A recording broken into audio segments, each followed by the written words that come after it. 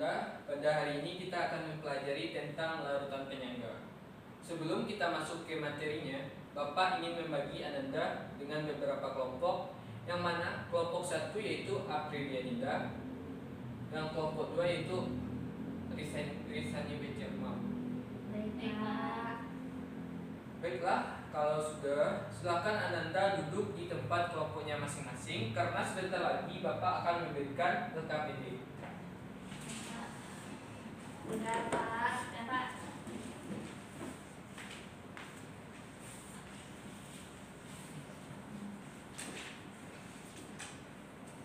Baiklah Ananda, kalau sudah, silakan Ananda perhatikan video yang akan Bapak tampilkan sebentar lagi, karena video ini merupakan bagian dari materi pembelajaran kita pada hari ini. Dan diharapkan Ananda semua dapat memperhatikan dan serius dalam melihat video ini. Baik, Pak. Perhati. Salam Hidroponik Indonesia. Hari ini saya akan mereview mengenai efek pH DON pada sayur hidroponik yang saya miliki. Jadi air pH dalam tandon di tempat saya yaitu 8,7. Jadi sangat tinggi untuk ukuran pH air, sehingga saya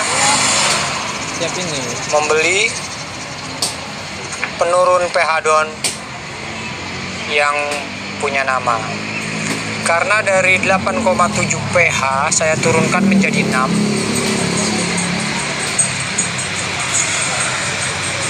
mengakibatkan sayuran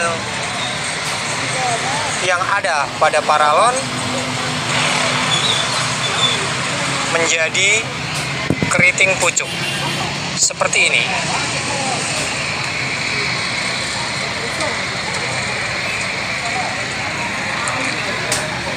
Inilah efek menurunkan pH DON yang terlalu drastis. Ujungnya mengering, lalu tidak bisa mengembang,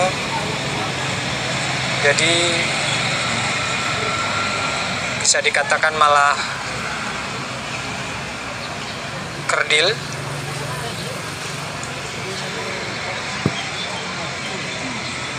Inilah efek penurunan DON yang sangat drastis. Ini juga sama efeknya, cenderung malah lebih parah. Matanya keluar. Inilah efeknya, karena terlalu drastis menurunkan pH-nya. Di sini saya bisa mengambil kesimpulan bahwa jika akan menurunkan pH air dalam tandon yang terlalu tinggi, jangan langsung drastis.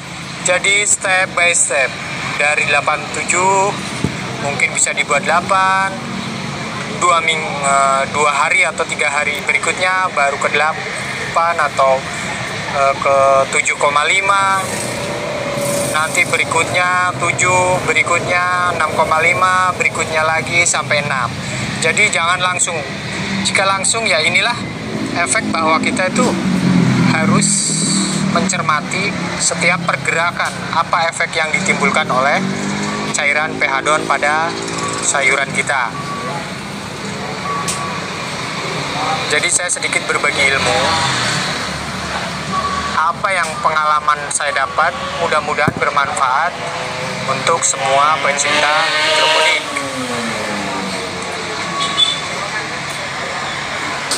Mungkin sudah paham. Jika belum paham, baik takarannya maupun caranya, ya boleh jika kurang jelas ditanyakan di kolom komentar.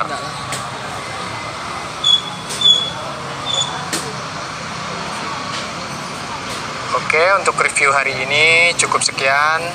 Dan salam hidroponik Indonesia. Bagaimana Ananda? Apakah Ananda sudah selesai melihat video yang Bapak tampilkan tadi? Sudah, Pak. Jikalau sudah siap, silakan Ananda kerjakan soal yang ada di LKPD yang sudah Bapak berikan tadi. Baik, Pak.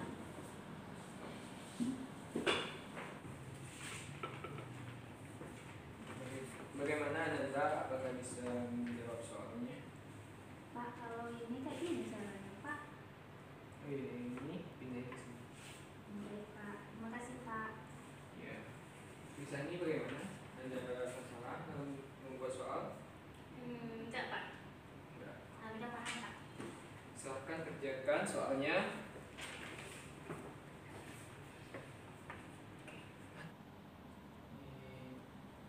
Baiklah Ananda, karena waktu diskusinya sudah habis, silahkan Ananda isi LKPD yang sudah Bapak berikan tadi. Dan Bapak kasih waktu 10 menit. Baik, Pak.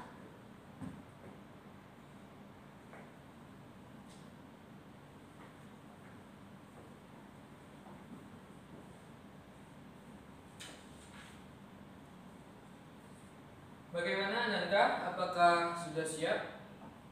Sudah, Pak. Baiklah, jika sudah siap, Bapak ingin masing-masing kelompok untuk mempresentasikan hasil diskusinya ke depan. Dan di sini siapa yang mau tampil terlebih dahulu? Saya, Pak. Baik, kepada pilihan Indah, dipersilakan untuk mempresentasikan hasil diskusinya.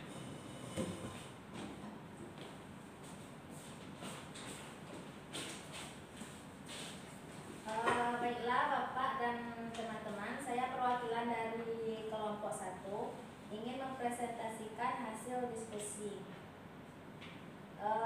Untuk pertanyaan yang pertama,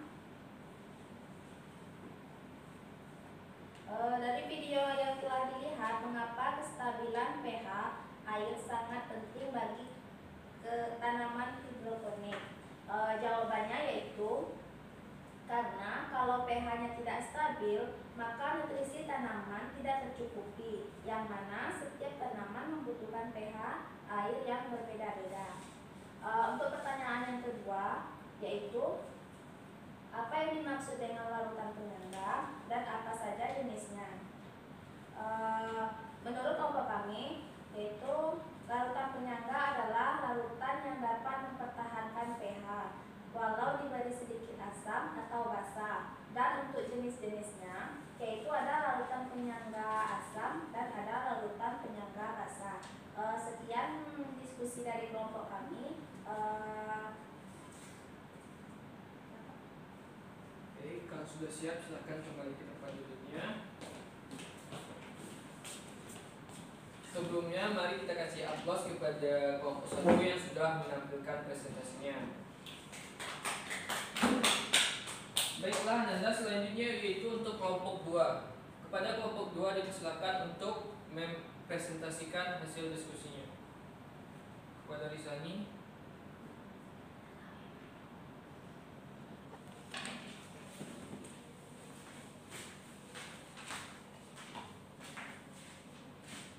Baiklah, Pak dan teman-teman, saya perwakilan kelompok 2, di mana saya akan menjawab hasil diskusi pada LKPD tersebut. Yang pertama itu,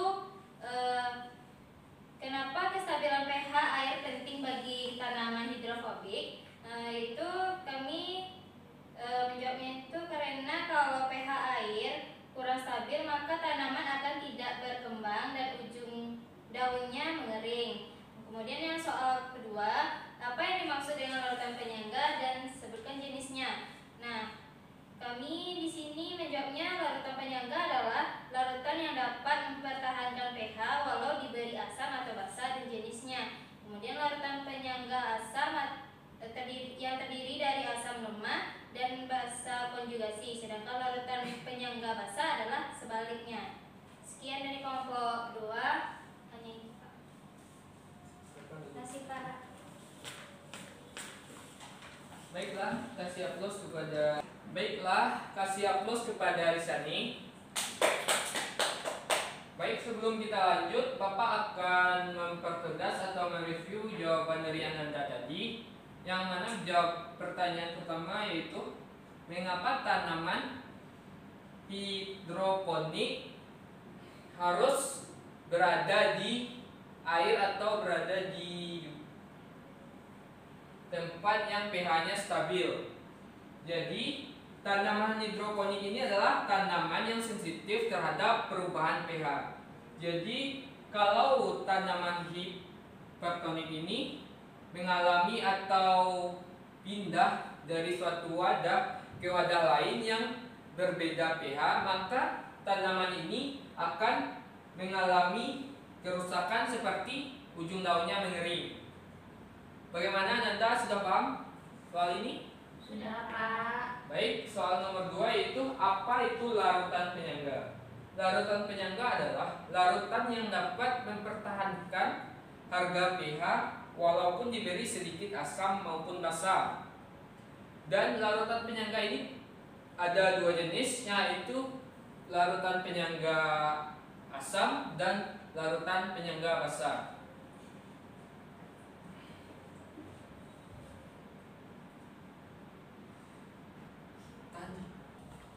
Baiklah Ananda, apakah Ananda sudah paham terhadap materi diskusi yang Bapak berikan tadi? Atau ada yang ingin bertanya? Saya, Pak. Silakan Aprilina. Saya ingin bertanya, Pak, apakah ada rumus atau cara untuk mencari pH larutan penyangga ini, Pak? Baiklah Aprilina, silakan Ananda perhatikan ke papan tulis.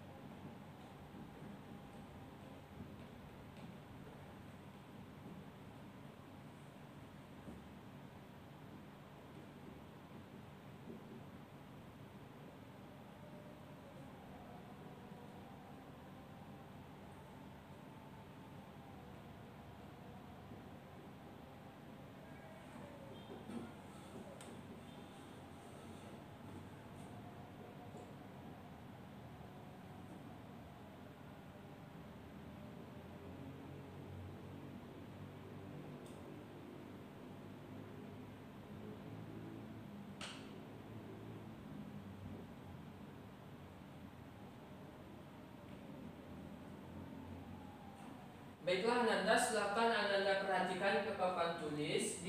Di sini Bapak sudah membuatkan 2 rumus untuk mencari pH larutan penyangga. Yang pertama itu ada rumus untuk mencari pH larutan penyangga yang bersifat asam. Silahkan Ananda bacakan. Yang ini. Rumusnya yaitu H plus sama dengan Ka dikali mol asam per mol garam. pH-nya yaitu min log konsentrasi H positif. Baiklah Ananda, ini bukan Ka ya. K ini berarti konstanta asam, sedangkan Kb ini merupakan konstanta basa.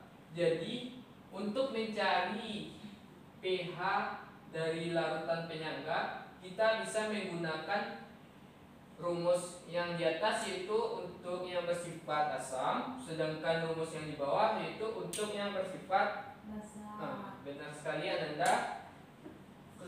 Baiklah Ananda, Bapak akan memberikan contoh soal dari untuk mencari pH larutan penyangga. Baik, Pak.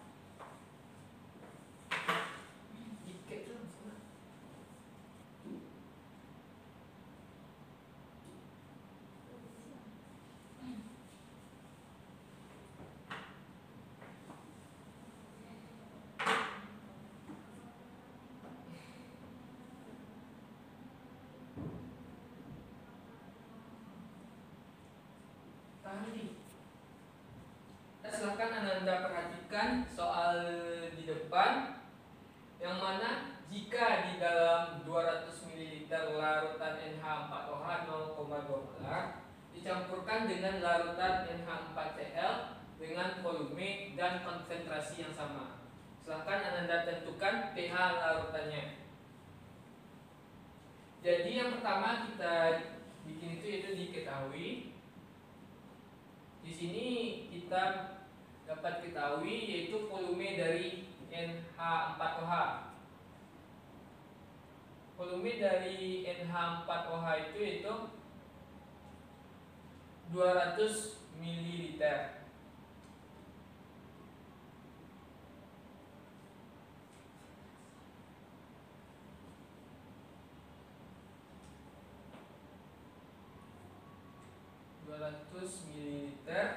Dan kita kalikan dengan konsentrasi dari NH4OH itu sendiri, yaitu 0,2 molar. Yang mana kita dapatkan mol dari NH4OH itu yaitu 40. Lalu kita lihat lagi larutan NH4Cl yang dikatakan volume dan konsentrasinya sama dengan NH4OH. Jadi mol dari NH4Cl itu 200 ml dikali 0,2 juga karena di soal dibilang sama dengan NH4OH. Jadi sama-sama dengan 40 molnya. Setelah kita dan di sini juga diketahui konstanta basanya yaitu sebesar 10⁻⁵. Dan ditanya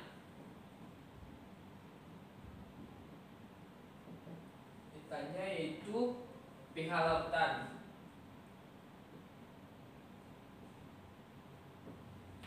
Bagaimana Nanda sampai sini sudah paham? Paham, Pak. Nah, di sini Bapak ingin bertanya, dari soal apakah Nanda bisa sebutkan ini merupakan larutan penyangga asam atau larutan penyangga basa? Larutan penyangga basa. Baik Ananda, kayaknya Ananda sudah sedikit paham. Dan Bapak akan lanjutkan lagi. Jadi tadi tentang larutan penyangga basa. Kita memakai rumus yang di bawah. di bawah. Baik, dijawab.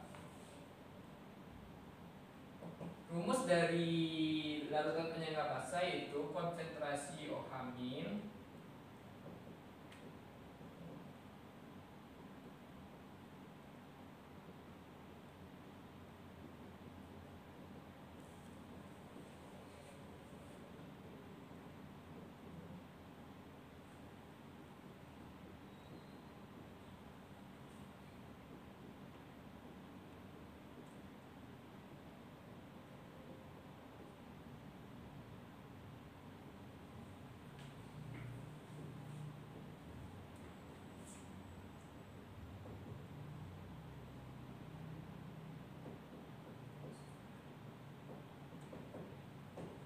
Silahkan Anda perhatikan jawaban yang Bapak tulis ini, yang mana rumus dari larutan penyangga basa yaitu OH- konstanta basa dikali mol basa per mol garam, yang mana konstanta basanya diketahui 10⁻⁵, sedangkan mol basanya 40 dan mol garamnya 40. Dan didapatkan konsentrasi OH-nya yaitu 10⁻⁵. Jadi untuk sebelum kita mencari pH, karena dia bersifat basa, kita harus mencari pOH-nya dulu. Yang mana rumusnya itu min log dari 10⁻⁵ dari konsentrasi basa tersebut. Yang didapatkan adalah 5. Jadi untuk mencari pH bisa kita kurangkan saja, yaitu 14 dikurang dari 5. Jadi pH dari soal tersebut berapa Nanda? 9. Baik, bagaimana Anda sudah paham dengan soal ini?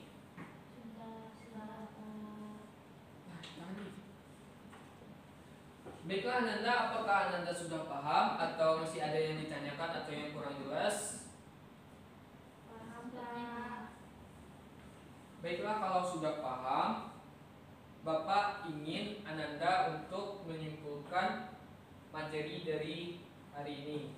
Siapa yang bisa menyimpulkan pelajaran pada hari ini? Saya, Pak. Silakan kepada Priyanita, dipersilakan. Baik, Pak, saya sedikit mencoba untuk menyimpulkan materi pada hari ini. Kesimpulannya yaitu larutan penyangga adalah larutan yang dapat mempertahankan pH walau diberi sedikit asam atau basa. Dan larutan penyangga itu terbagi menjadi dua, ada larutan penyangga asam dan ada larutan penyangga basa. Dan untuk rumus dari larutan penyangga, kita dapat mencari pH dari larutan penyangga. Kalau untuk larutan penyangga asam, itu rumusnya yaitu konsentrasi H positif sama dengan konstanta asam dikali dengan 0 asam per 0 garam. Sebagai contohnya yaitu larutan penyangga asam, CH3COOH ditambah dengan NaOH itu akan menjadi CH3COONa ditambah dengan H2O. Sedangkan rumus untuk mencari pH dari larutan penyangga basa yaitu konsentrasi dari O angin sama dengan konstanta basa dikali dengan mol basa per mol garam. Contoh dari larutan penyangga basa itu NH4OH ditambah H2SO4 akan menjadi NH4 2 kali SO4 ditambah dengan H2O. Sekian menurut saya, Pak. Baiklah, Ananda, jawaban Ananda sudah benar. Jadi bisa lihat kalau Ananda sudah paham terhadap materi ini.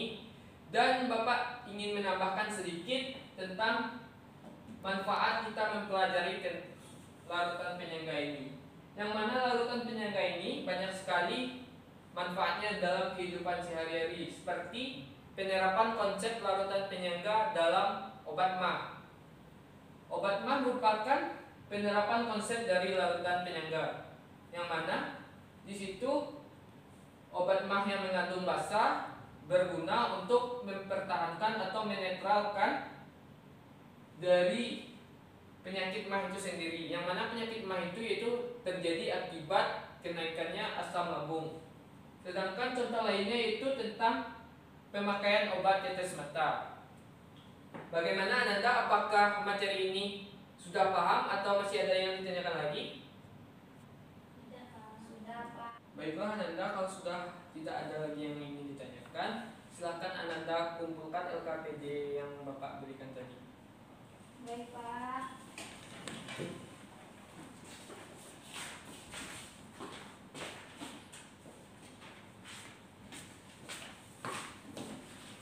Baiklah Ananda, karena LKPD-nya sudah dikumpul dan Bapak harap untuk presentasi atau pelajaran berikutnya Ananda lebih serius dalam pembelajaran, karena LKPD ini merupakan nilai harian untuk Bapak dan sebagai nilai presentasi, dan diharapkan Ananda dapat membuatnya sebaik mungkin agar nilai Ananda tidak mengecewakan pas penerimaan laporan.